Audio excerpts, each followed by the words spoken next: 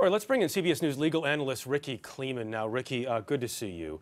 Sean Penn is obviously facing some public ridicule tonight. This is a guy who's met with individuals or states who were hostile to the U.S. before: Hugo Chavez, Raul Castro in Cuba years ago, went to Iran a decade ago.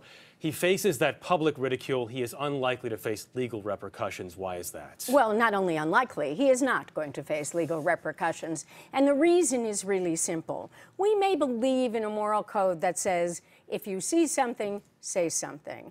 But that's not a duty imposed by law. There is no duty for Sean Penn to have to inform authorities when he is going to go meet even with someone who is wanted by the law. If it were a reporter who got this interview, who got to go on a plane and even was blindfolded, which Penn was not, and brought in the dead of night, and got to get this interview, that reporter would have no duty to have to tell the authorities either. All right, now let's talk about Joaquin Guzman.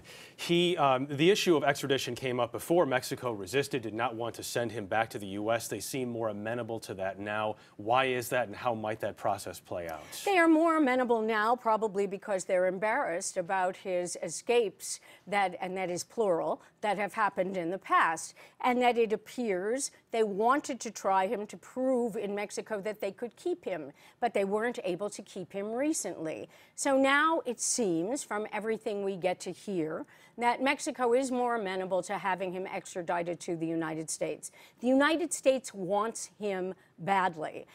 Extradition is a long process. It may take 6 months or more. He has good lawyers, or I assume he does, the best that money can buy. And those lawyers are going to fight extradition. But he'll be here. He'll be tried. He faces charges in 7 states, charges ranging from 7 federal jurisdictions. So it's all under the federal umbrella. They're all through the Department of Justice. These charges show what this cartel was up to. They were bringing into the United States drugs in the most remarkable numbers. We have heroin, we have cocaine, we have marijuana, we have methamphetamine. But they came in by boats and planes and trains and submersibles.